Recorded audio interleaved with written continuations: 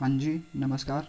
मेरा नाम सुरजीत है और इस वीडियो में मैं सल्फ्यूरिक एसिड की preparation, properties and the uses पढ़ाऊँगा।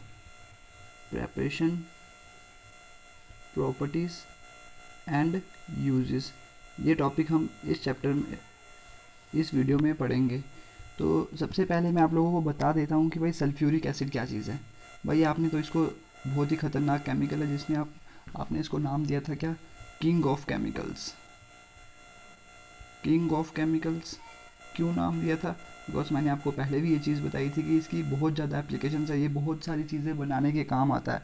हर एक चीज़ में सल्फ्यूरिक एसिड यूज़ होता है। मेजॉरिटी जो चीज़ मैं आपको भी बताऊंगा कि कौन कौन सी ऐसी चीज़ें हैं जहाँ पे सल्फ्यूरिक एसिड यूज़ होता है। ओके, तो एक तो दूसरा नाम दिया था आपने इसको oil of vitriol. Oil of vitriol, ये वाला नाम भी आपने दिया था इसका। तो ये भी मैंने आप लोगों को चीज़ पहले लेक्चर में क्लियर करी थी। तो अभी मैं आप लोगों को बताता हूँ कि एक कंट्री, कोई भी एक कंट्री होगी, वो कोई रिच है कि पुअर है, वो डिपेंड करता है उसकी इंडस्ट्रीज़ कैसी हैं। वो डिपेंड करता है कि उसकी इंडस्ट्रीज़ कैसी हैं। ओके, ये वाली चीज़ आप लोगों को पता ही होगी आई थिंक, ठीक है ना। कोई कंट्री रिच है और पुअर है, वो चीज़ डिपेंड करती है कि उसकी इंडस्ट्रीज़ कैसी हैं। इंडस्ट्रीज़ कैसी है, इंडस्ट्रीज इन द सेंस कि जहाँ पे बहुत सारी चीज़ें बनती हैं, लार्ज क्वांटिटी में बहुत सारी चीज़ें जहाँ पे बनाई जाती हैं। ओके, तो इंडस्ट्रीज़ जिस कंट्री की बढ़िया होंगी तो वो कंट्री प्रोग्रेस करेगी, ये तो बात नेचुरल है। तो अभी देखिए ये वाली क्या चीज़ है। तो इंडस्ट्रीज़ जिसकी बढ़िया होंगी, जैसे चाइना की एग्जांपल ले लीजिए। चाइना में इंडस्ट्रीज़ बहुत तगड़ी हैं। जैसे आप बोलते हो कि चाइनीज़ माल, वो फटाफट इतनी ज़्यादा क्वांटिटी में माल तैयार कर देते हैं, ठीक है ना। वो किसकी है, ठीक है ना। वो क्या उस कंट्री में क्या हो रहा है भाई, उसकी इंडस्ट्रीज़ हैं वो बहुत तगड़ी ग्रो कर चुकी हैं। तो ही वो क्या करती है, जैसे आप बोलते हो हाँ भाई चाइनीज़ माल, तो वो क्या होता है कि उनकी इंडस्ट्रीज़ इतना काम करती है कि वो इतने कम समय में इतना सारा माल तैयार कर देती हैं। बट हमारे इंडिया में आई डोंट थिंक कि ऐसा कुछ है। हमारे इंडिया में इतनी सारी चीज़ें तैयार नहीं होती। जैसे आप माइक्रो चिप्स की एग्जांपल लीजिए, जो फ़ोन में पड़ी होती हैं, वो चाइना में बनती हैं, लेकिन वो और बहुत ज़्यादा क्वांटिटी में वो उधर बना देते हैं।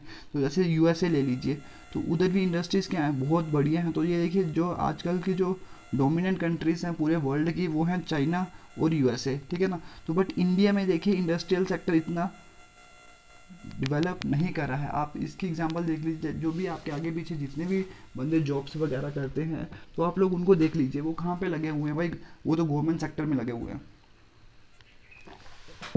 वो कहाँ पे लगे हुए हैं, मैक्सिमम जो हैं या तो गवर्नमेंट सेक्टर में लगे हुए हैं, या तो क्या, या तो कोई वो एग्रीकल्चर वगैरह करते होंगे, कोई किसान वगैरह होंगे, ठीक है ना, या तो दिहाड़ी वगैरह लगा रहे होंगे, ठीक है ना। तो ये वाली चीज़, या तो सर्विस सेक्टर में लगे होंगे, कोई टीचर वगैरह होगा, ठीक है ना, आगे पीछे सर्विस दे रहे हैं। वो ये नहीं कर रहे, कोई इंडस्ट्री में काम नहीं कर रहे। देखिए वही चीज़ है, इंडिया इसी चीज़ में लैक कर रहा है। इंडिया में इंडस्ट्रीज़ क्या है, बहुत ही ज़्यादा कम है। तो ये वाली चीज़ हो गई। तो अभी देखिए मैं आप लोगों को बताता हूँ कि इधर इस चीज़ को बताने का क्या तरीका है। देखिए अभी आपका एक बहुत ही इंपॉर्टेंट तगड़ा केमिकल है, एक कोई भी एक कंट्री प्रोग्रेस कर रही है या नहीं कर रही है, वो क्या करता है, वो किसके ऊपर डिपेंड करता है कि उस कंट्री में सल्फ्यूरिक एसिड कितना बन रहा है, कितना प्रोड्यूस हो रहा है, और वो कंट्री कितना उस चीज़ को कंज्यूम कर रही है, कितना उस चीज़ को क्या कर रही है, कंज्यूम कर रही है। कंज्यूम मीन्स यूज़ कर रही है, ठीक है ना। जो इंडस्ट्रीज़ जो हैं उस कंट्री की, वो कितना सल्फ्यूरिक एसिड प्रोड्यूस कर रही हैं या तो कंज्यूम कर रही हैं। प्रोड्यूस मतलब बना रही हैं, और कंज्यूम मतलब यूज़ कर रही है। तो ये चीज़ इस चीज़ के ऊपर डिपेंड करती है कि कोई कंट्री कितनी फ्लोरिश कर रही है, कोई मतलब कंट्री कितनी प्रोग्रेस कर रही है। तो इस चीज़ के ऊपर डिपेंड करता है। तो इसका मैंने बताने का मतलब क्या है, ये मैंने क्यों चीज़ बताई, बिकॉज भाई सल्फ्यूरिक एसिड जो चीज़ है ना, जैसे आपके क्या होते हैं, डिफेंस सेक्टर।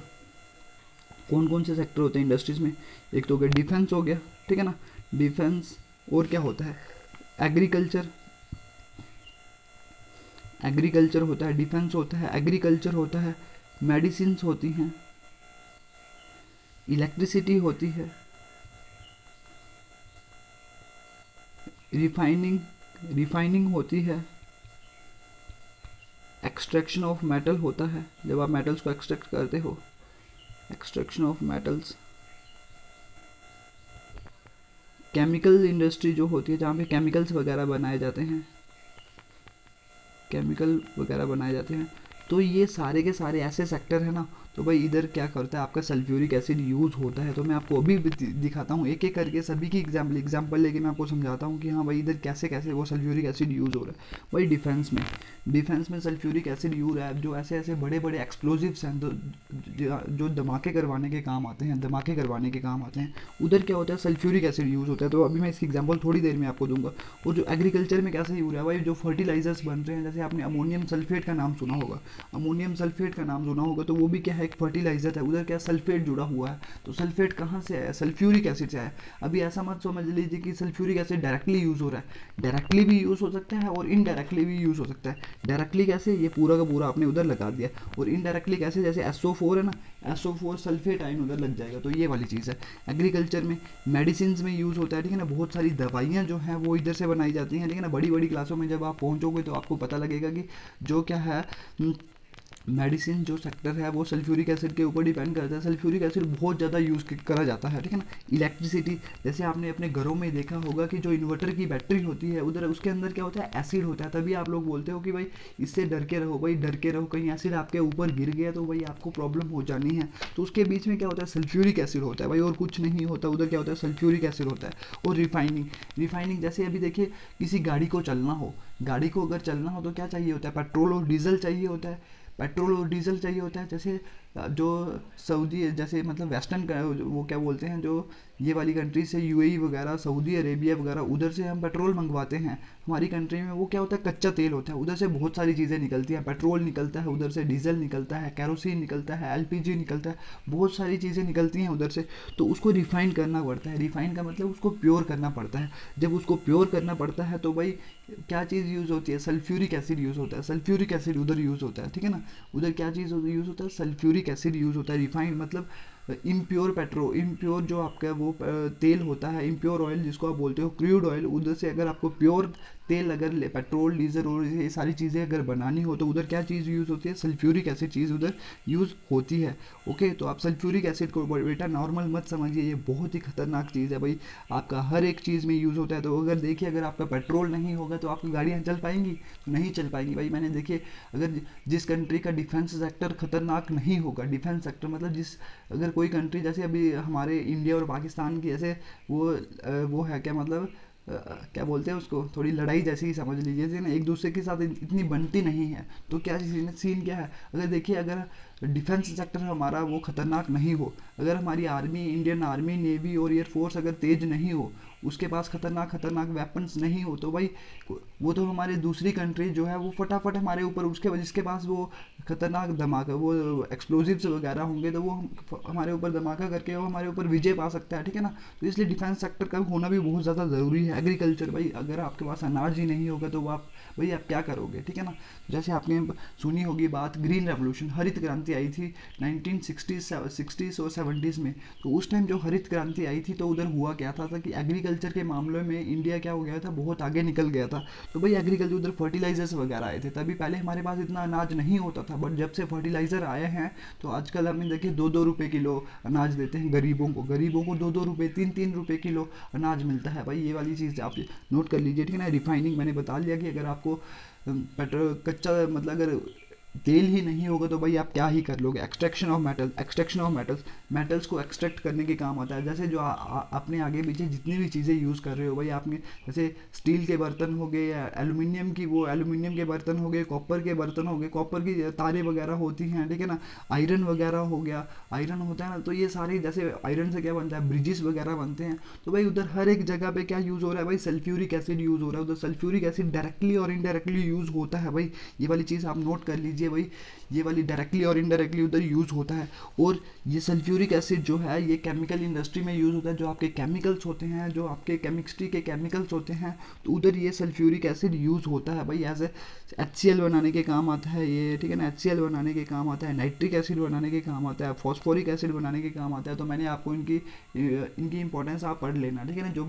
जो पढ़ाई होंगी तो वो इधर से पढ़ लेना, और जो नहीं होंगी तो आप उधर से नेट से देख लेना।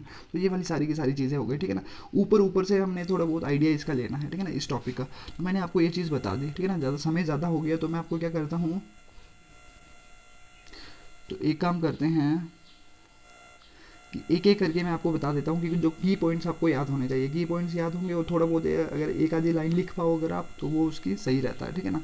एक आधी लाइन लिखने के काबिल आप लोगों को बन जाना चाहिए, ठीक है ना। तो मैंने बता दिया कि सल्फ्यूरिक एसिड क्यों इतना यूज़फुल है, ठीक है ना। तो सबसे पहले मैं बताता हूँ कि आपका जो है केमिकल इंडस्ट्री में क्या होता है, सल्फ्यूरिक एसिड बहुत ज़्यादा यूज़ होता है केमिकल इंडस्ट्री में। क्या क्या चीज़ बनाने के काम आता है, बहुत सारे इंडस्ट्रियल जो केमिकल्स हैं, कौन से, जैसे अभी मैं बताऊंगा नहीं इसके पूरी वो, मतलब बहुत सारे HCl बनाने के काम आता है, ठीक है ना। HCl बनाने के काम आता है, इसको hydrochloric acid H3PO4, phosphoric acid बनाने के काम आता है, ठीक है ना। सल्फेट्स, जैसे आपका कोई सल्फेट होगा, सल्फेट वाले कोई नमक होंगे, और एंड बाई सल्फेट्स और बाई सल्फेट्स होंगे, तो उनको बनाने के काम आता है। सल्फेट्स क्या होता है, जिसमें ये वाला आयन होता है SO-2, ये वाला आयन। बाई सल्फेट क्या होगा, HSO4-, ये वाला होता है बाई सल्फेट, ठीक है ना। ये होता है बाई सल्फेट और ये होता है सल्फेट। तो ये वाले क्या बहुत ही ज़्यादा इंडस्ट्रीज में बहुत सारे यूज़ करे जाते हैं ये केमिकल्स, तो ये वाले केमिकल्स बनाने के काम आता है। और भी बहुत सारे होंगे बट मैं सारे तो लिख ही नहीं पाऊंगा, ठीक है ना, जिनसे आपको पहचान है। Hydrochloric acid, phosphoric acid, sulphates और बाई सल्फेट्स, ऐसे ऐसी बहुत सारी चीज़ें बनाने के काम आता है। ओके, तो अभी देखिए, और फर्टिलाइजर्स बनाने के काम भी आता है। फर्टिलाइजर्स के मैं एक दो फर्टिलाइजर का नाम लिख लेता हूँ, तो वो चीज़ आप लोग नोट कर लीजिएगा, ठीक है ना। फर्टिलाइजर बनाने के काम आता है। इन फर्टिलाइजर्स जैसे आपने नाम सुना होगा, अमोनियम सल्फेट NH4SO4, NH4 इसको बोलते हैं अमोनियम सल्फेट। इसको क्या बोलते हो, अमोनियम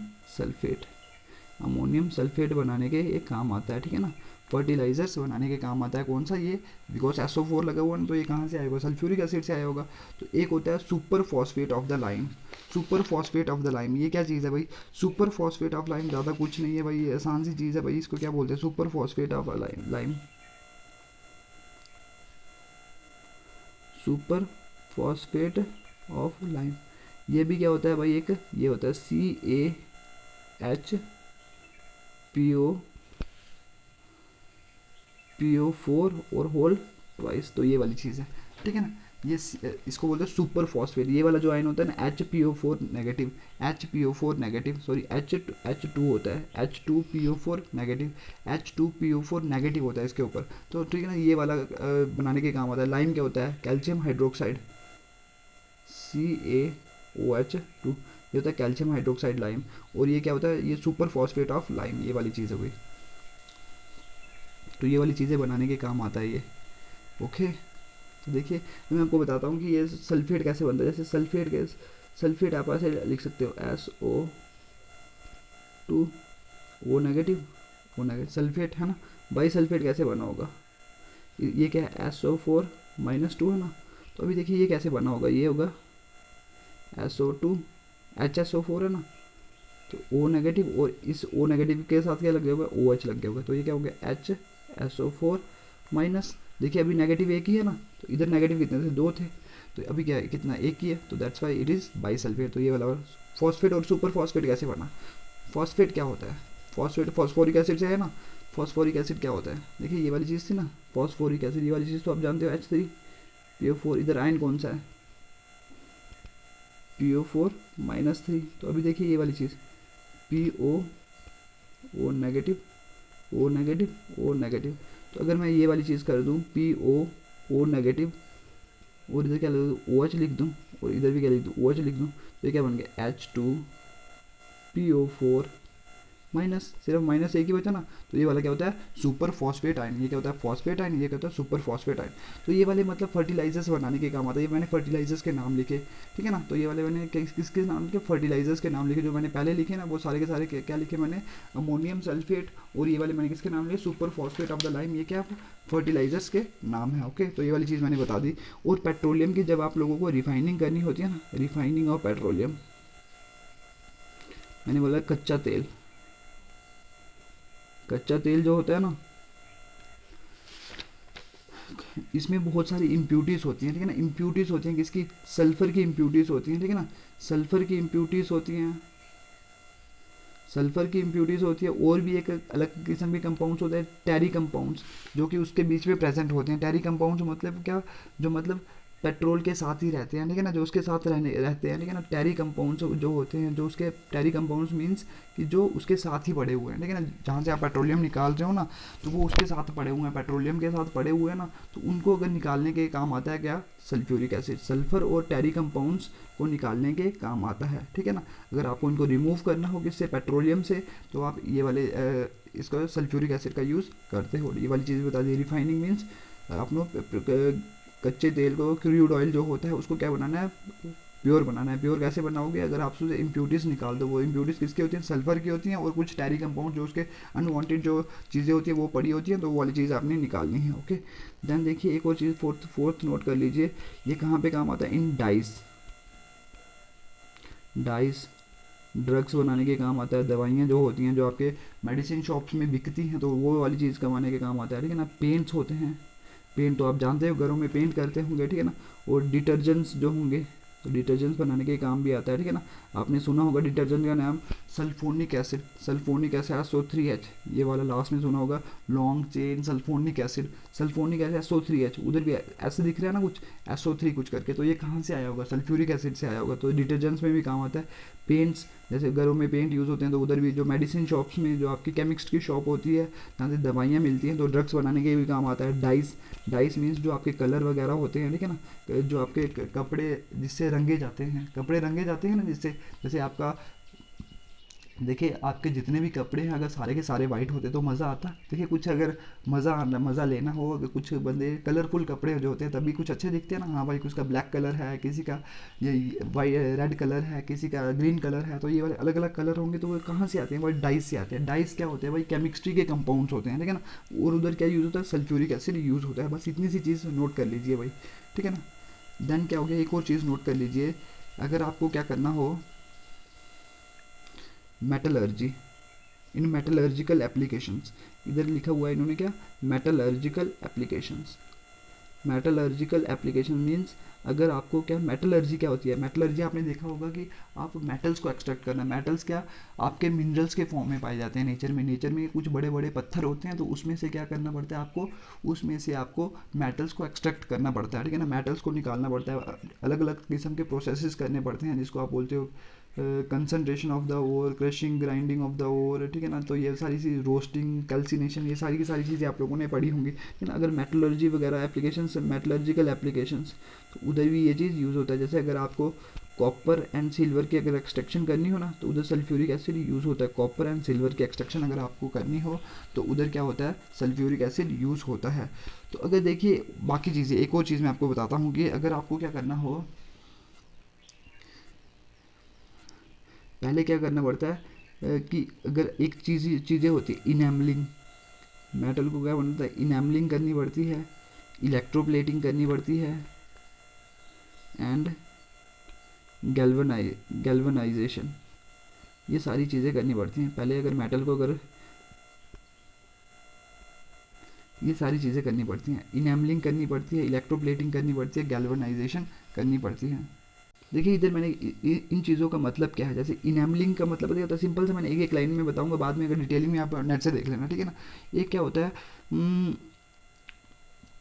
इनेमल, पता क्या होता है, जैसे आपके टीथ में कुछ चमक रही होती है ना चीज़, जैसे आपका टीथ जो होता है चमक रहा होता है, तो वो होता है इनेमल। बट इधर क्या होता है, जो मेटल्स के केस में इनेमल क्या होता है, कुछ एक हार्ड सा सब्सटेंस होता है, हार्ड शाइनी सब्सटेंस होता है, हार्ड शाइनी सब्सटेंस, ठीक है ना। हार्ड शाइनी सब्सटेंस होता है, हार्ड शाइनी सब्सटेंस होता है, वो क्या करा जाता है, तो उसको आप मेटल्स के ऊपर लगा देते हो, मेटल्स के ऊपर हार्ड शाइनी सब्सटेंस को लगा देते हो, तो उसको आप क्या बोलते हो, इनेमलिंग। जैसे आपके दांत के ऊपर कुछ हार्ड सा सब्सटेंस होता है ना, इनेमल। इनेमल जो होता है, इनेमल अगर वीक हो जाए तो आपका टीथ क्या बढ़ जाता है, कमज़ोर पड़ जाता है। वैसे ही कुछ आपके मेटल्स को भी लगाया जाता है हार्ड शाइनी सब्सटेंस, ठीक है ना। एक होती है इलेक्ट्रोप्लेटिंग, इलेक्ट्रो मीन्स इलेक्ट्रिसिटी, और कुछ प्लेट लगा देना, इलेक्ट्रिसिटी की मदद से कुछ प्लेट लगा देना। आप क्या करते हो कि मतलब आप इलेक्ट्रिसिटी की मदद से कुछ और मेटल्स इसके ऊपर लगा देते हो, ठीक है ना। आप इसके ऊपर कुछ और मेटल्स की कोटिंग लगा देते हो, मेटल्स की कोटिंग लगा देते हो, ठीक है ना। और मेटल्स की कोटिंग लगा देते हो, किसकी हेल्प से, with the help of electricity. Okay, with the help of electricity आप किसी और मेटल की लेयर उसके ऊपर लगा देते हो ताकि वो मेटल्स क्या हो जाए, प्रोटेक्ट हो जाए, बच जाए। गैल्वेनाइजेशन क्या होता है, आप जैसे आपका आयरन क्या होता है, जंग लग जाती है ना तो उसकी आप क्या करते हो, गैल्वेनाइजेशन वगैरह करते हो, किसके साथ, उसके ऊपर आप लगा देते हो जिंक वगैरह, जिंक लगा देते हो ताकि वो क्या हो जाए, आयरन और स्टील, आयरन के ऊपर लगाते हो जिंक ताकि वो क्या हो जाए, ताकि वो क्या हो जाए, बच जाए, जो बाहर से आपकी कोरोजन हो रही है तो उससे क्या हो जाए, बच जाए। तो ये वाली चीज़ हो गई, ठीक है ना। आप क्या हो जाए, गैल्वेनाइजेशन कर देते हो। तो अगर पहले अगर क्या करना हो, पहले क्या करना पड़ता है, जो आपका मेटल्स होता है ना उसको क्या करना पड़ता है, सल्फ्यूरिक एसिड के साथ क्या करना पड़ता है, साफ़ करना पड़ता है। फिर ये सारे के सारे प्रोसेसेस करे जाते हैं। कौन से, enamelling, electroplating, galvanization. Enamelling means hard substance उसके ऊपर लगा देना, इलेक्ट्रोप्लेटिंग मीन्स कुछ मेटल्स की लेयर उसके ऊपर लगा देना इलेक्ट्रिसिटी की मदद से, ठीक है ना। गैल्वेनाइजेशन मीन्स कोई जिंक की प्रोटेक्टिव लेयर उसके ऊपर लगा देना मेटल्स के ऊपर, तो ताकि वो वाला क्या हो जाए, वो वाला कोरोजन से डैमेज ना हो सके। तो ये वाली चीज़ है। तो आप क्या, सल्फ्यूरिक एसिड का इधर क्या यूज़ है, जब आप मेटल्स को आपने क्या, मेटल्स आपको मिल गया, अगर उसको साफ़ करना होगा, ये प्रोसेस बाद में होता है, इनेमलिंग, इलेक्ट्रोप्लेटिंग एंड द गैल्वेनाइजेशन। पहले आपको क्या करना पड़ता है, सल्फ्यूरिक एसिड से साफ़ करना पड़ता है मेटल को। तो ये वाली चीज़ हो गई, ठीक है ना। तो ये वाली चीज़ मैंने आपको बता दी। अभी मैंने बताया था आपको कि इलेक्ट्रिसिटी में भी यूज़ होता है उसका, ठीक है ना। इलेक्ट्रिसिटी में भी उसका यूज़ होता है, ओके। इलेक्ट्रिसिटी में भी उसका यूज़ होता है। तो इसका, उसका इलेक्ट्रिसिटी में क्या यूज़ है भाई, इलेक्ट्रिसिटी में इसका सिंपल सा यूज़ है भाई। आप क्या करिए, जैसे आपका क्या होगा, बैटरीज होती हैं घरों में, क्या होती है, लेड स्टोरेज बैटरी, जो आपके इन्वर्टर की बैटरी होती है ना, उसके अंदर क्या पड़ता है, सल्फ्यूरिक एसिड पड़ा होता है, लेड स्टोरेज बैटरी। तो उसके अंदर क्या पड़ा था, सल्फ्यूरिक एसिड पड़ा होता है, ओके। ये वाली चीज़ समझ लीजिए, ठीक है ना। और क्या हो गया, देखिए अगर आपके लाइट चली गई तो भाई क्या करोगे, जब लाइट नहीं होती है तो क्या होता है, इन्वर्टर ही काम आता है ना। तो इन्वर्टर में देखिए, इन्वर्टर नहीं होगा तो आपकी इलेक्ट्रिसिटी तगड़ी तरीके से आपको थोड़ी ना मिल पाएगी, नहीं मिल पाएगी तो आप देखिए कुछ भी नहीं कर पाओगे, पसीना बढ़ेगा, बंदे बीमार हो जाएंगे, तो ऐसा कुछ भी काम नहीं हो पाएगा, ठीक है ना। और आपके एक्सप्लोजिव्स बनाने के काम भी आता है, ठीक है ना। एक्सप्लोजिव्स, अगर जिस कंट्री के पास ठीक ठाक एक्सप्लोजिव्स हो ना, धमाके हों, बारूद, मतलब ऐसे खतरनाक चीज़ें हों जिसमें खतरनाक वो क्या पड़े थे, केमिकल्स पड़े होते हैं, जिसकी मतलब क्या हो जाए, वो बड़े बड़े धमाके हों, तो वो क्या होता है, उस कंट्री से सारी की सारी कंट्रीज़ क्या करती हैं, डरती हैं। तो ये वाली चीज़ एक्सप्लोजिव्स की बहुत ज़्यादा इंपॉर्टेंस है। तो देखिए, सल्फ्यूरिक एसिड एक्सप्लोजिव बनाने के भी काम भी आता है। जैसे अगर आप क्या कर लोगे, HNO3 प्लस H2SO4, ये वाली चीज़ याद कर लीजिए। जब भी मैं HNO3 और H2SO4 का मिक्सचर लूँगा, इसको आप क्या बोलते हो, इसको नाम देते हो आप नाइट्रेटिंग मिक्सचर, इसको नाम देते हो। जब देखिए दो एसिड लिया मैंने, नाइट्रिक एसिड लिया HNO3 और एक मैंने लिया सल्फ्यूरिक एसिड, इसको आप बोलते हो क्या, नाइट्रेटिंग मिक्सचर। इसको नाम क्या देते हो आप, नाइट्रेटिंग मिक्सचर। इसको नाम क्या देते हो आप, नाइट्रेटिंग मिक्सचर। नाइट्रेटिंग मिक्सचर इसको नाम देते हो। और ये बहुत सारे, ये वाली जो रिएक्शन है ना, जैसे ये वाली आपने ऑर्गेनिक में पढ़ी होगी आई थिंक, कमेंट बॉक्स में एक बार मेरे को रिप्लाई कर दीजिए कि HNO3 और H2SO4 ये वाली रिएक्शन करी है या नहीं करी है। जैसे Friedel craft alkylation, Friedel craft ने सल्फोनेशन, जैसे आपने पढ़ रहे थे 11th क्लास में इलेक्ट्रोफिलिक सब्सटीट्यूशन रिएक्शंस, उधर आपने सल्फोनेशन करी है कि नहीं करी है भाई, जल्दी से कमेंट बॉक्स में रिप्लाई करिए कि करी है कि नहीं करी है। जल्दी से कमेंट बॉक्स में रिप्लाई करिए, ये करी है कि नहीं करी है भाई, जल्दी से बोलिए।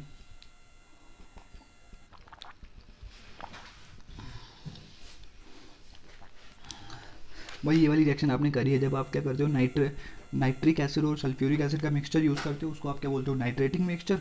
और NO2 ग्रुप इंट्रोड्यूस करवाने के काम आता है किसी भी, जैसे ये वाला बेंजीन था ना, तो उसने आपने ये चीज़ डाल दी, यही वाला, ये वाली चीज़ डाल दी, तो इधर से आपका क्या बना था, ये वाली चीज़ बनी थी NO2, ये वाली चीज़ ऊपर NO2 लगा दिया था मैंने इधर, तो ये वाली चीज़ आपकी बनी थी उधर। तो ये वाला क्या होता है, नाइट्रेटिंग मिक्सचर। ये वाला क्या होता है, नाइट्रेटिंग मिक्सचर। और ये वाली रिएक्शन बहुत ही खतरनाक है, ये एक्सप्लोजिव्स बनाने के काम आता है। ये एक्सप्लोजिव्स बनाने के काम आता है। एक्सप्लोजिव्स के नाम क्या होंगे, जैसे आपने सुना होगा डायनामाइट, बारूद, ठीक है ना, जिसको आप गन पाउडर भी बोलते हो, DYNAMIT, डायनामाइट और गन पाउडर। गन पाउडर बनाने के, देखिए इसका फॉर्मूला थोड़ा कम्प्लेक्स है, तो वो आपको मैं अभी करवाऊंगा नहीं, बिकॉज फिर ज़्यादा लेक्चर की लेंथ बढ़ जानी है, ठीक है ना। ये होता है गन पाउडर या बारूद, इसको बोल दीजिए, ठीक है ना। डायनामाइट और गन पाउडर और बारूद, ठीक है ना। देन क्या हो गया, एक होता है गन कॉटन, ये भी इधर से ही बनता है, इसको आप नाइट्रो सेलुलोस भी बोलते हो, नाइट्रो सेलुलोस। देखिए नाम बोल रहा हूँ सिर्फ, इसका याद कर लीजिए, उसके एक्सप्लोजिव्स के नाम है।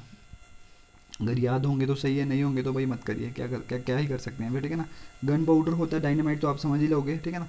जिसके ऊपर बंदे को नोबेल प्राइज़ मिला था, अल्फ्रेड नोबल, उसने बनाया था, इसके डायनामाइट का आविष्कार करा था उसने। तो डायनामाइट आप बोलोगे इसका क्या यूज़ होता है, जैसे जब आपके टनल्स वगैरह बन रहे होते हैं, टनल्स वगैरह, तो उधर क्या करते हैं, देखिए आपको इधर से दूसरी, जैसे आपने चन्नानी नासरी टनल सुना होगा, देखिए पहाड़ आपने तोड़ दिया, ऐसे थोड़ी ना। उधर एक वो लेंगे आपका क्या बोलते हैं उसको, बोंगड़ी बोलते हैं, बोंगड़ी लेंगे, उसके साथ वो क्या करेंगे, उसको मिट्टी को पीछे करते चलेंगे और आपके वो टनल बन जाएगा, ऐसा थोड़ी ना होता है। उधर क्या कहते हैं, धमाके से आपको क्या करना पड़ता है, जब आपको टनल्स वगैरह बनाने पड़ते हैं तो उधर धमाके वगैरह करवाने पड़ते हैं, तो उधर डायनामाइट वगैरह यूज़ होता है, ठीक है ना।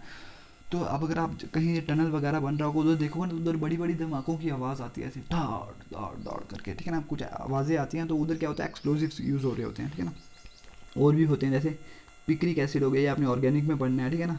अभी तो सिर्फ नाम याद कर लिए, पिक्रिक एसिड होता है, एक होता है TNT, ये भी क्या होता है, एक्सप्लोजिव होता है, ट्राई नाइट्रोटोलिन, ठीक है ना। एक होता है पिक्रिक एसिड, ये सारी के सारे एक्सप्लोजिव्स के नाम है, तो इनके याद कर लीजिए। इसमें नाइट्रेशन रिएक्शन यूज़ होती है, ठीक है ना। जब ये इनको बनाना होगा तो ये वाली रिएक्शन यूज़ होती है। और लास्ट में एक इंपॉर्टेंट यूज़ आपको बता देता हूँ, as a laboratory reagent, as a laboratory reagent, मतलब जो आपका केमिस्ट्री का लैब होगा उधर ये चीज़ यूज़ होती है। अगर आपके केमिस्ट्री के लैब में अगर ये चीज़ यूज़ नहीं हो तो बेटा आपका केमिस्ट्री का लैब बेकार है, ठीक है ना। अगर आप भाई जिस लैब में अगर केमिस्ट्री, अगर ये नहीं होगा, अगर सल्फ्यूरिक एसिड नहीं होगा, जिस लैब में वही सल्फ्यूरिक एसिड नहीं होगा, वही वही वो लैब थोड़ी ना है, वो तो भाई ऐसे मजाक है, ठीक है ना।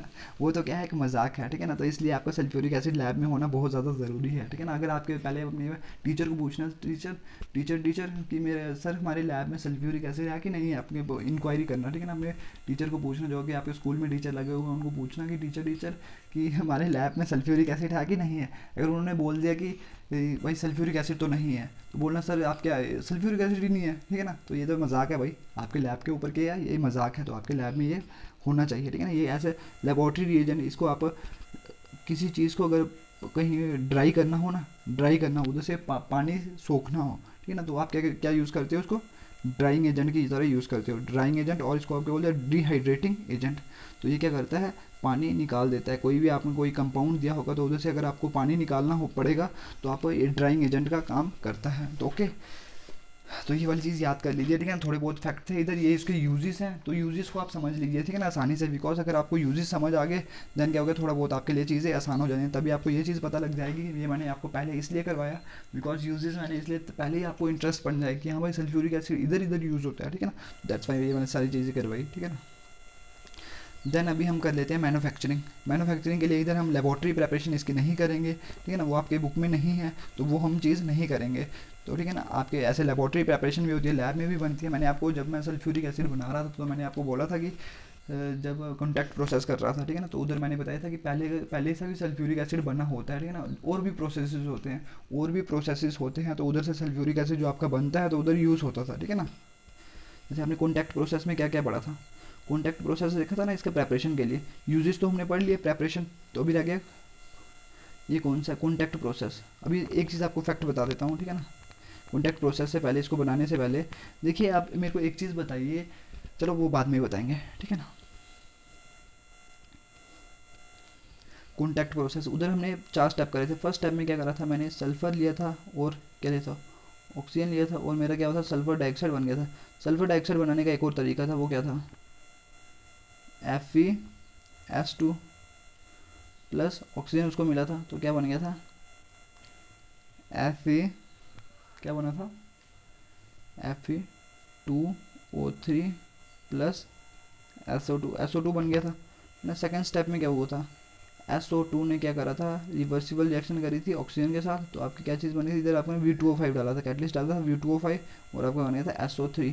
और डेल्टा हीट क्या हुई थी, हीट क्या हुई थी, delta H is equal to negative heat क्या थी, निकली थी इधर से, ठीक है ना। ये वाली चीज़ आपने पढ़ी थी। देन थर्ड स्टेप में आपने क्या हुआ था, जब आपका सल्फर ट्राइऑक्साइड बन गया तो इसको आपने किस में डाला था, सल्फ्यूरिक एसिड में डाला था, H2SO4, तो आपको क्या बना था, H2S2O7। ओके, फोर्थ स्टेप में क्या हुआ था, आपका H2S2O7 को जब आपने पानी में डाल दिया तो आपका क्या बन गया, 2H2SO4। तो ये वाली रिएक्शन आपको सारी की सारी क्लियर है भाई, जल्दी से बोलिए कमेंट बॉक्स में, ये सारी की सारी रिएक्शंस क्लियर है ना। ये सारा का सारा क्या कॉन्टैक्ट प्रोसेस है। तो अभी हम क्या करेंगे, इसकी डायग्राम देखेंगे, ठीक है ना। डायग्राम देखें, डायग्राम में क्या होता है। डायग्राम को बताने से पहले मैं आप लोगों को बता देता हूँ कि होती क्या क्या सीन है, ठीक है ना। सर ऐसे पहले फिर मैं उधर ले चलूँगा आपको नोट्स में, पहले आपको बताता हूँ कि डायग्राम में क्या क्या चीज़ है, डायग्राम में क्या क्या चीज़ होती है। देखिए सबसे पहले क्या होता है इधर, सबसे पहले इधर सिंपल सा सीन है, ज़्यादा कुछ भी नहीं है, आसान सी चीज़ है।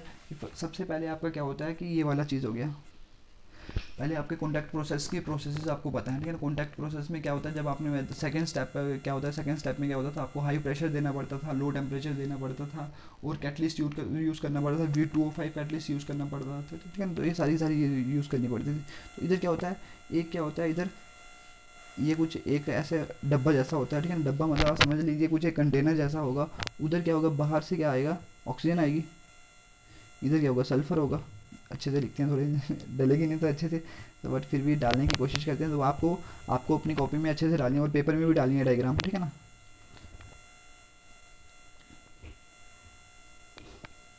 इधर क्या होगा, इधर सल्फर होगा, ठीक है ना, सल्फर होगा, ठीक है ना।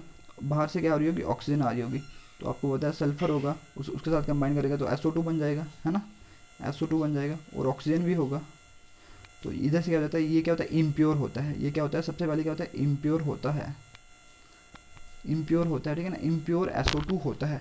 तो इसको क्या करना पड़ता है, इम्प्योर SO2 को क्या करना पड़ता है, पहले प्योर करना पड़ता है। तो इधर 2-3 कंटेनर्स होते हैं, ठीक है ना, 2-3 इधर कंटेनर्स होते हैं, वो मैं आपको अभी थोड़ी देर में बताता हूँ, ठीक है ना।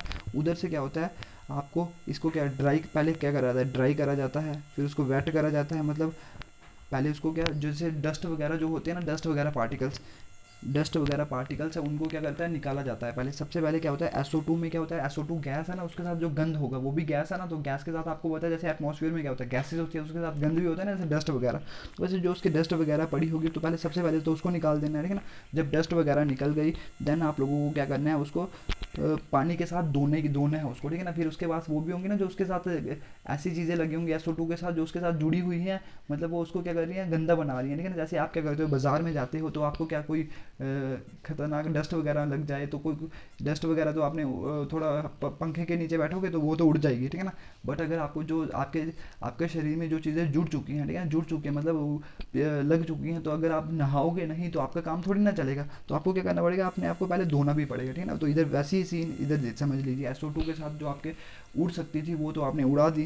देन क्या कर लिया, जो उसके साथ जुड़ी हुई थी चीज़ें उनको क्या कर लिया आपने, धो दिया। और जब आपने उसको धो दिया, देन क्या होता है, आप क्या करते हो, कुछ ऐसी चीज़ें भी होती हैं, लेकिन SO2 के साथ क्या होता है कि कुछ पानी वगैरह भी, कुछ ऐसे मॉइस्चर वगैरह भी प्रेजेंट होता है, ठीक है ना। मॉइस्चर वगैरह भी प्रेजेंट होता है, तो उसके साथ उसको आप क्या करते हो, उसको भी आप क्या करते हो, मॉइस्चर वगैरह को भी आप ले लेते हो। तो ये सारे का सारी चीज़ें इधर क्या हो गई, साफ़ हो गई, ठीक है ना। आपने उसको ड्राई भी कर दिया और उसको धुला भी दिया, ठीक है ना। जो उसके डस्ट भी था पहले उसके ऊपर ड्राई इम्प्यूटीज़ थी, जैसे डस्ट वगैरह होगी वो भी निकाल दी, जो उसके वेट इम्प्यूटीज़ थी वो भी आपने नहला भी दिया उसको, ठीक है ना। जब उसके पास वाटर वगैरह जो होगा उसको भी आपने एब्जॉर्ब कर लिया, उधर से एब्जॉर्ब मतलब सुखा दिया, अभी सिर्फ आपकी गैस बची हुई है।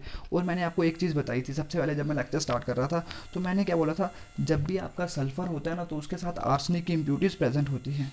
तो उधर उसके साथ क्या होती है, आर्सेनिक की इम्प्यूटीज़ प्रेजेंट होती हैं। आर्सेनिक की इम्प्यूटीज़ जो आप उसके साथ प्रेजेंट होती हैं, तो उनको भी आपको क्या करना है, रिमूव करना है। आर्सेनिक की इम्प्यूटीज़ को भी आपको क्या करना है, रिमूव करना है, ठीक है ना।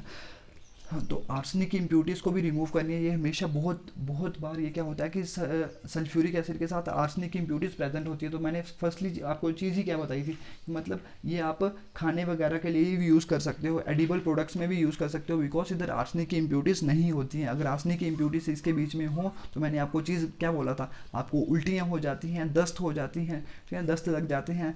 और क्या होता है कि आपका अगर बहुत देर तक अगर आपको इसको एक्सपोज रहे तो देन आपको लोगों को क्या हो जाता है, कभी कभी कैंसर भी हो जाता है। तो और भी बहुत सारी बीमारियां हो जाती हैं, मैं सभी के नाम तो नहीं बता पाऊंगा, ठीक है ना। तो आपको सिर्फ इतनी सी चीज़ याद रखनी है कि पहले आपने क्या करा, उसको ड्राई करा, फिर वेट करा, फिर जो उसके साथ पानी वगैरह प्रेजेंट होगा उसको क्या कर दिया, एब्जॉर्ब कर दिया। किसने, सल्फ्यूरिक एसिड की मैंने पहले भी यूज़ बताया ना आपको कि as a drying reagent use होता है, ऐसे वो सुखाने के काम आता है, वो dry as a drying reagent. किसी चीज़ के ऊपर पानी पानी होगा ना, तो अगर आपने उसके आगे पीछे सल्फ्यूरिक एसिड रख दिया होगा तो वो क्या करेगा, उसमें से पानी को क्या करेगा, अपनी तरफ खींच लेगा, बिकॉज वो पानी से बहुत ज़्यादा प्रेम करता है। जितना आप अपने घर वालों से प्रेम करते हो ना, ये भी पानी के साथ उतना प्रेम करता है। जैसे आप घर वालों की तरफ अपने अट्रैक्ट हो जाते हो ना, बिकॉज वो ये तो नेचुरल अट्रैक्शन है, ठीक है ना। तो क्या होता है कि वैसे ही आप लोग किससे प्रेम करते हो पानी, ये सल्फ्यूरिक एसिड जो है ये पानी से प्रेम करता है, बहुत ज़्यादा प्रेम करता है ये, ठीक है ना। तो देन देखिए उसके बाद मैंने बोला उसके साथ आर्सेनिक इम्प्यूरिटीज, बहुत बार क्या होता है उसके साथ आर्सेनिक इम्प्यूरिटीज प्रेजेंट होती है सल्फर के साथ, तो आपको उसको भी रिमूव करना है। तो अगले स्टेप में क्या होता है, आर्सेनिक इम्प्यूरिटीज आप क्या करते हो, रिमूव करते हो। और वो किससे रिमूव करते हो, उसमें आप होता है जिलाटिन, मतलब जल्ली जैसी होती है, उसको जल्ली जैसा कोई पदार्थ होता है, जल्ली होती है, ठीक है ना। जल्ली यू नो कि जल्ली वाली टॉफ़ी खाते हैं आप, ठीक है ना, ऐसा ही कुछ होता है जल्ली टाइप, ठीक है ना, jelly type ferrous hydroxide, jelly type ferrous, ठीक है ना, फेरस हाइड्रोक्साइड यूज़ होता है, ठीक है ना, jelly type ferrous hydroxide FeOH3, FeOH3 ये वाली चीज़ यूज़ होती है, ठीक है ना, FeOH3 ये वाली जेली टाइप में कोई चीज़ होती है वो यूज़ होती है। देखिए ये वाले जो चार खाने हैं ना, तो इनका काम ही क्या है, उसको प्योर करना, ताकि आगे हमारी रिएक्शन क्या हो जाए, अच्छे से हो जाए, अच्छे से रिएक्शन आपकी हो जाए, तगड़े तरीके से आपकी रिएक्शन क्या हो जाए, ठीक है ना। पहले देखिए गंद पड़ा होगा तो गंद की भी तो रिएक्शन हो जानी है, तो गंद ने जब रिएक्शन कर देनी तो आपका भाई सल्फ्यूरिक एसिड इतना अच्छे तरीके से थोड़ी ना बन पाएगा, ठीक है ना। तो आपको क्या करना है, पहले उनको साफ भी करना है। देखिए अमोनिया में भी वो उधर ये प्रोसेसेस होते हैं साफ सूफ करने वाले, बट उधर आपके डायग्राम में नहीं लिखे हुए थे तो मैंने आपको नहीं बताया वो, ठीक है ना।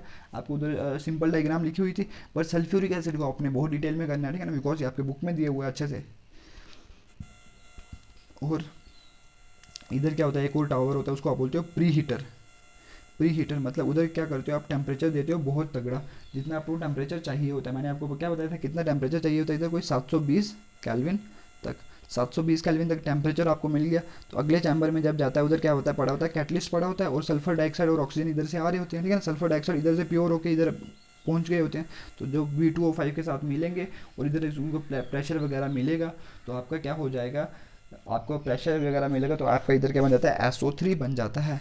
SO3 जब इधर बन गया तो अगले स्टेप में क्या होगा, उधर सल्फ्यूरिक एसिड ऊपर से आ रहा होगा तो SO3 के साथ कंबाइन कर जाएगा, तो आपका क्या हो जाएगा, आपका ओलियम बन जाएगा। ओलियम अगर आपका बन गया तो नेक्स्ट स्टेप में आपने उसको पानी में डाल देना है, तो आपका क्या होगा, सल्फ्यूरिक एसिड बन जाएगा। भाई कमेंट बॉक्स में रिप्लाई करिए कि ऊपर ऊपर से आइडिया पता लगा इसका। भाई जल्दी से कमेंट बॉक्स में रिप्लाई करिए कि ऊपर ऊपर से आपको इसका आइडिया पता लगा सल्फ्यूरिक एसिड कैसे बनता है कि नहीं बनता है। भाई जल्दी से बताइए कि पता लगा ऊपर ऊपर से आइडिया। इस कमेंट बॉक्स में रिप्लाई ज़रूरी करना है, अभी ये वाला रिप्लाई ज़रूरी करना है। मैं इतनी देर तक पानी पी लेता हूँ, ओके। जल्दी से वही कमेंट बॉक्स में इस चीज़ का रिप्लाई करिए, जल्दी से बोलिए। अगर देखिए मेरे को पता भी लग जाएगा कि अभी देख कौन रहा है, जो रिप्लाई करेगा ना वो मेरे को पता लग जाएगा कि ये फलाना बंदा देख रहा है इधर से, ठीक है ना। मेरे को सब पता लगता है, आप ये मत समझिए कि मेरे को पता नहीं लगता है कि कौन देख रहा है। मेरे को पता लगता है एक बंदा देख रहा है, दो बंदे देख रहे हैं, चार देख रहे हैं, पांच देख रहे हैं। तो अभी सभी अपना अपनी अटेंडेंस दीजिए,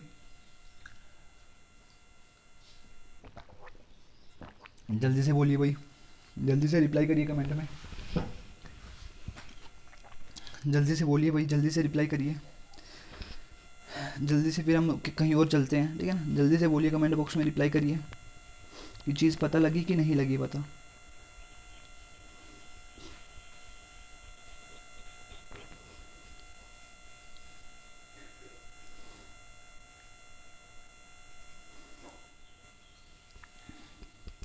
ओके तो मैं देखिए आपको बताता हूँ कि हमने क्या किया। सब फर्स्ट स्टेप में मैंने क्या किया, जैसे अंदर क्या पड़ा होगा, सल्फर के कुछ सल्फर पड़ा होगा, ठीक है ना, सल्फर पड़ा होगा। सल्फर पड़ा होगा तो उसके साथ बाहर से क्या आनी है, ऑक्सीजन आनी है। तो उधर से जो कंबाइन करके सल्फर जो ऑक्सीजन जो आ रहा होगा उसके साथ सल्फर के साथ इम्प्यूरिटीज भी होंगी, ऑक्सीजन के साथ भी इम्प्यूरिटीज होंगी, तो वो सल्फर डाइऑक्साइड बन जाएगा, ठीक है ना। पहले सबसे पहले क्या बन जाएगा, सल्फर डाइऑक्साइड बन जाएगा, और ऑक्सीजन तो बाहर से आ ही रहा है। तो अभी देखिए इनके साथ इम्प्यूरिटीज होती हैं, तो इम्प्यूरिटीज को आपको क्या करना पड़ता है, बाहर निकालना पड़ता है। तो इम्प्यूरिटीज को अगर आपको बाहर निकालना पड़ेगा तो आपको क्या करना पड़ता है, फर्स्ट स्टेप में आप क्या कर लीजिए, जो उसके बाद ड्राई इम्प्यूरिटीज है, डस्ट पार्टिकल्स वगैरह लगे हुए हैं, तो उनको फर्स्ट स्टेप में आप निकाल देते हो। फर्स्ट स्टेप में आप क्या करते हो, उनको निकाल देते हो, ठीक है ना। जो ड्राई इम्प्यूरिटीज है तो उनको निकाल देते हो फर्स्ट स्टेप में। सेकंड स्टेप में आप क्या करते हो, उसके साथ जो ऐसी इम्प्यूरिटीज हैं जो कि आपके पानी में पिघल सकती हैं, पानी में पिघल सकती हैं, तो आप क्या करते हो, उसके ऊपर वाटर की स्प्रे करते हो, और पानी वाली जो उसमें पानी में पिघल के वो निकल जाती है इम्प्यूरिटीज, उसको क्या करते हो, इम्प्यूरिटीज को क्या करते हो, नहलाते हो। अगर ऐसी जो इम्प्यूरिटीज होंगी जो पानी में सॉल्युबल नहीं होंगी वो अगले आगे चली जाएंगी, ठीक है ना, आगे चली जाएंगी। तो फिर जैसे कोई ऐसी उसको जो पानी वगैरह कुछ जो प्रेजेंट होगा, बिकॉज आपने उधर यूज़ करा ना, तो पानी कुछ और भी चीज़ें होंगी जो उसके साथ प्रेजेंट होगी। अभी देखो आपने पिछले स्टेप में क्या करा, वाटर से ड्राई करा, तो आपको क्या करना है, वाटर वगैरह प्रेजेंट होगा ना उधर, तो आपको उसको क्या कर देना है, उसको क्या कर देना है, आपने उसके ऊपर सल्फ्यूरिक एसिड डालना है। सल्फ्यूरिक एसिड ने जो वाटर वगैरह प्रेजेंट होगा उसको अपनी तरफ क्या करना है, खींच लेना है। और नेक्स्ट स्टेप में मैंने आपको क्या बताया कि सल्फर के साथ majority of the time arsenic की इम्प्यूरिटीज़ प्रेजेंट होती हैं। आर्सेनिक की इम्प्यूरिटीज़ जब प्रेजेंट होती हैं उसके साथ तो आपको उसको रिमूव करना पड़ता है, तो उसके साथ आर्सेनिक प्यूरीफायर आप लगाते हैं। उसके वो क्या होता है कि जली जैसा पदार्थ होता है जिसका नाम है फेरस हाइड्रोक्साइड। फेरस हाइड्रोक्साइड नाम है उसका, ठीक है ना। देन आप लोग अगले स्टेप में क्या करते हो, उसको क्या करते हो, हीट करते हो 720 केल्विन पर। 720 केल्विन पे आप उसको क्या करते हो, हीट करते हो। जब 720 केल्विन पे अगर आपने हीट कर दिया, देन अगले स्टेप में क्या होता है कि आप उसमें सल्फर डाइऑक्साइड, अभी तो प्योर हो चुका है सल्फर डाइऑक्साइड, उसके साथ ऑक्सीजन के साथ कंबाइन करता है तो आपका सल्फर ट्राइऑक्साइड बन जाता है, ठीक है ना। देन अगले स्टेप में क्या होता है, सल्फर ट्राइऑक्साइड जब आपका बन गया तो उसके ऊपर आप सल्फ्यूरिक एसिड डालते हो। सल्फ्यूरिक एसिड जब आपने उसके ऊपर डाल दिया, देन आपका सिंपल सा काम हो गया। क्या, सल्फ्यूरिक एसिड जब आपने उसके ऊपर डाल दिया, देन सिंपल सा आपका काम क्या हो गया, आपका बन गया ओलियम। और मैंने आपको बोला था थर्ड और फोर्थ स्टेप क्या होता है, एक साथ होते हैं। तो आपने जैसे ही ओलियम बना उसके ऊपर फटाफट पानी उड़ेल दिया तो आपका क्या बन गया, आपका बन गया क्या, प्यारा सा सल्फ्यूरिक एसिड, जिसकी बहुत ज़्यादा इंपॉर्टेंस है। भाई कमेंट बॉक्स में रिप्लाई करिए एक बार की चीज़ समझ आई कि नहीं है भाई। अभी तो पूछा मैंने, ठीक है ना, सॉरी दोबारा से पूछ लिया। तो अभी हम देखते हैं इधर नोट्स में, देखते हैं क्या कैसे लिखा हुआ है। देखिए इधर देखिए क्या क्या दिया हुआ है, इसको नीचे कर दें थोड़ा सा, ये वाली चीज़ देखिए इधर क्या क्या दिया हुआ है। देखिए इधर सिंपल सी चीज़ है। देखिए ये क्या पड़ा हुआ, ये वाला डब्बा जो है ये क्या है, सल्फर है, सल्फर है, ठीक है ना। इधर सल्फर को आप क्या करते हो, बाहर से क्या आ रही है, ईयर आ रही है। ईयर मीन्स ऑक्सीजन वगैरह कुछ आ रही होगी, इधर सल्फर वगैरह पड़ा होगा, ठीक है ना। बाहर से ईयर आ रही है तो इधर सल्फर वगैरह कुछ पड़ा होगा। तो ऑक्सीजन जब इसके साथ मिलेगी तो क्या हो जाएगा, सल्फर डाइऑक्साइड बन जाएगा। सल्फर डाइऑक्साइड बन गया, वो क्या है, इम्प्योर है, लिखा हुआ है ना, इम्प्योर SO2 प्लस O2, है ना। ये वाली चीज़ तो आपको समझ आ गई, इम्प्योर SO2 और O2, ये वाली चीज़ तो फर्स्ट स्टेप में क्या होती है, ये वाली चीज़ बनती है। ये डायग्राम आपको डालनी भी है अपने नोट्स में, ठीक है ना, तभी करवा रहा हूँ। सल्फर बर्नर है, इधर क्या होता है, सल्फर को बर्न करा जाता है। ऑक्सीजन इधर से आ रही है तो इसको क्या होता है, इसको बर्न करा जाता है सल्फर को। तो आपको ऑक्सीजन के साथ जब वो कंबाइन करके तो आपकी गैस बन जाती है सल्फर डाइऑक्साइड, और वो क्या होती है, इम्प्योर होती है, और ऑक्सीजन भी उसके साथ प्रेजेंट होता है। तो ये क्या है, इम्प्योर है। तो आपको क्या करना पड़ेगा, इसको प्योर करना पड़ेगा। मैंने क्या बोला था, फर्स्ट स्टेप में आप क्या करते हो, फर्स्ट स्टेप में आप जो उसकी उड़ सकती है इम्प्यूरिटी, जैसे डस्ट वगैरह जो इस गैस के साथ जो प्रेजेंट होगा, इन दोनों, जैसे SO2 भी गैस है, ऑक्सीजन भी गैस है, तो इसके साथ जो डस्ट वगैरह जो प्रेजेंट होता है उसको आपने निकाल देना है। तो डस्ट प्रेसिपिटेटर, डस्ट को क्या हो जाएगा, ये डस्ट को क्या करता है, नीचे बिठा देता है। प्रेसिपिटेट मीन्स नीचे बैठ जाती है डस्ट। जैसे ऊपर होगा ना, ये गैस ऊपर से निकल जाएगी और डस्ट क्या हो जाएगी, नीचे बैठ जाएगी, इधर बैठ जाएगी नीचे, ठीक है ना। नीचे डस्ट बैठ जाएगी और ऊपर से गैस चली जाएगी। तो ऐसा कुछ इधर होता है डस्ट प्रेसिपिटेटर। आप इधर से डस्ट को क्या करते हैं, निकाल देते हो। देन क्या हो गया, अगले स्टेप में मैंने क्या बोला, आपको क्या करना पड़ता है, सॉल्युबल इम्प्यूरिटीज़। सॉल्युबल इम्प्यूरिटीज़ को कैसे आप निकालोगे, आपको क्या करना है, वाटर की स्प्रे करनी है उसके बाद। देखिए वाटर क्या ऊपर से कर रहा है, ऊपर से वाटर की स्प्रे करी तो आपने क्या हो गया, वॉशिंग एंड द कूलिंग। तो वॉशिंग एंड कूलिंग टॉवर, इधर क्या होता है, आपका जो वॉश हो जाता है, जो मतलब सॉल्युबल हो जाती है इम्प्यूरिटीज, जो मतलब पानी में घुल सकती हैं, तो वो क्या हो जाती हैं, उनको आपने क्या कर दिया, वॉश कर दिया, नीचे वो बैठ गई, ठीक है ना। वॉशिंग और ठंडा वगैरह करते हो तो ये वाली सारी चीज़ हो गई। इतनी चीज़ याद, जितना मतलब आपको सिंपल चीज़ याद रखनी है कि जो सॉल्युबल इम्प्यूरिटीज होती हैं वो क्या होती है, इधर से बाहर निकल जाती हैं। तो इधर से क्या हो गई, वो बाहर निकल गई। भाई इतनी चीज़ समझ आएगी नहीं है, तो ये वाली चीज़ हो गई। देन अगले स्टेप में मैंने आपको क्या बोला, देखिए वाटर आप इधर से डाल रहे हो तो अभी वाटर भी प्रेजेंट होगा ना, सल्फर डाइऑक्साइड और ऑक्सीजन के साथ, है ना। तो आप लोग क्या करते हो, तो उसके ऊपर क्या होता है, कंसनट्रेटेड H2SO4, मैंने बोला ना H2SO4 डालते हो, वो क्या है कि ड्राइंग रिएजेंट। तो आपको मैंने बताया कि अभी क्या होगा, वाटर प्रेजेंट होगा, बिकॉज पहले आपने अगले स्टेप, पिछले स्टेप में क्या करा, आपने वाटर की स्प्रे करी ना, तो कुछ ना कुछ वाटर तो उसके ऊपर प्रेजेंट हो गई। तो उसको आपने क्या करना है, वो भी तो एक गंध टाइप है ना, वो भी तो एक गंध टाइप है ना, तो वो भी एक गंध टाइप है। तो वो क्या हो जाएगा, उसको भी आपको क्या करना पड़ता है, निकालना पड़ता है। तो आपने क्या कर दिया, उसके ऊपर क्या करते हैं, कंसनट्रेटेड H2SO4 डब डाला। H2SO4 ने क्या कर दिया, ये पानी से बहुत प्रेम करता है, तो पानी को इसने फटाफट उधर से क्या ले लिया। तो आपको एक ड्राई गैस SO2 मिल गया। आपको क्या मिला, एक ड्राई SO2 और ऑक्सीजन आपको मिल गया। ये वाली चीज़ समझ आई कि नहीं है भाई। ये क्या ड्राइंग टॉवर, कौन सा टॉवर है, ड्राइंग टॉवर है, ओके। देन मैंने आपको बोला सल्फर के साथ आर्सेनिक की इम्प्यूरिटीज प्रेजेंट होती हैं। तो ये वाली चीज़ों के आर्सेनिक प्यूरीफायर, इसमें क्या है, gelatine H2 hydrated ferrous oxide, जैसे Fe2O3 है, बट इधर इन्होंने बोला ना हाइड्रेटेड मतलब पानी भी होगा इसके, तो ये वाली चीज़ इधर से बन जाती है FeOH3। ये क्या है, जिलाटिनस फेरस हाइड्रोक्साइड, आप ऐसे भी बोल सकते हो, या हाइड्रेटेड फेरस ऑक्साइड या फिर फेरस हाइड्रोक्साइड, ओके, कुछ भी बोलिए, नाम बोलिए, ठीक है ना। बिकॉज जब फेरस ऑक्साइड ऑक्सीजन के साथ कंबाइन कर, पानी के साथ कंबाइन करेगी तो आपका फेरस ऑक्साइड बन जाएगा। तो ये वाली चीज़ हो गई। वही चीज़ पता लगी कि नहीं लगी, बता, बस ये वाली चीज़ हो गई। ये वाली चीज़ देखिए। देन ये वाला क्या हो गया, देन इसके साथ क्या होती है, आर्सेनिक इम्प्यूरिटीज इधर लग जाती हैं। फेरस हाइड्रोक्साइड क्या होता है, उसको जो जली जैसा पदार्थ होता है तो वो क्या करता है, उसको एब्जॉर्ब कर लेता है। देन क्या हो गया आपका, अगले स्टेप में क्या मैंने मतलब प्री हीटर लिखा हुआ, प्री हीटर, इधर आप हीट करते हो 720 केल्विन के ऊपर। तो आगे क्या पड़ा हुआ है, V2O5 पड़ा हुआ है कैटलिस्ट, V2O5 इधर पड़े हुए हैं ना कैटलिस्ट, V2O5 कैटलिस्ट इधर पड़े हुए हैं, तो इधर क्या आएगा SO2 और O2 आ रहा है ना प्योर होके, देखिए प्योर SO2 आ रहा है ना इधर से, प्योर SO2, और देखिए इधर से जो आर्सेनिक की इम्प्योरिटीज थी वो भी इसने एब्जॉर्ब कर ली, तो SO2 और ऑक्सीजन आ रहा है, तो वो इधर क्या हो जाएगी, इधर क्या हो जाएगी, उधर उनकी रिएक्शन हो जाएगी, SO2 और O2 की जब रिएक्शन हो जाएगी सेकंड स्टेप होगा SO2 प्लस O2, कौन सी रिएक्शन थी इधर, रिवर्सिबल रिएक्शन थी, तो SO3 आपका बन गया, ठीक है ना। SO3 जब आपका बन गया तो आपकी सिंपल सी कहानी है भाई, ये कौन सी delta H is equal to negative, बहुत सारी हीट निकली थी जैसे, तो ये वाली चीज़ आपने देख लिया, ठीक है ना।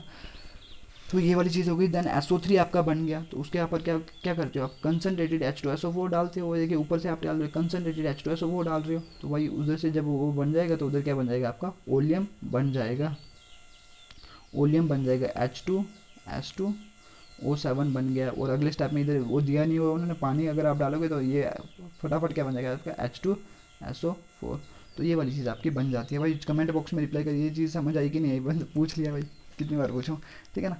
तो ये वाली चीज़ हो गई, आपको ये चीज़ समझ आई कि नहीं आई भाई। देखिए ये जो स्टेप्स है ना, ये देखिए ये जो स्टेप्स हैं ये आपके जब मैंने रिएक्शंस करी थी तो उधर नहीं लिखे थे ये वाले स्टेप्स, जो 4 स्टेप्स हो गए, इम्प्योर SO2 को प्योर बनाना, तो ये वाले मैंने उधर नहीं बताए। जब आपका ली चैटलियर प्रिंसिपल था तो उधर ये जो मतलब मैंने बोला जब मैन्युफैक्चरिंग करते हो आप सल्फ्यूरिक एसिड के with the help of the contact process, तो ये वाले 4 स्टेप मैंने आपको नहीं बताए थे, बिकॉज इन स्टेप में ऐसा कुछ भी नहीं, रिएक्शन नहीं हो रही है, ओनली क्या कर रहे हो आप, प्यूरीफाई कर रहे हो, सल्फर डाइऑक्साइड को क्या कर रहे हो, प्यूरीफाई कर रहे हो, ओके। सल्फर डाइऑक्साइड को क्या कर रहे हो आप, प्यूरीफाई कर रहे हो, और ऑक्सीजन को क्या कर रहे हो, प्यूरीफाई कर रहे हो। फर्स्टली आपने उसको क्या करा, ड्राई इम्प्यूरिटीज को निकाल दिया, देन पानी के साथ नहलाया उसको, जो पानी वगैरह लगा होगा उसको क्या कर दिया, ड्राई कर दिया आपने सल्फ्यूरिक एसिड के साथ, और लास्ट में आपने आर्सेनिक की इम्प्यूरिटीज क्या कर दी, निकाल दी। बाकी वही 4 स्टेप, ओके।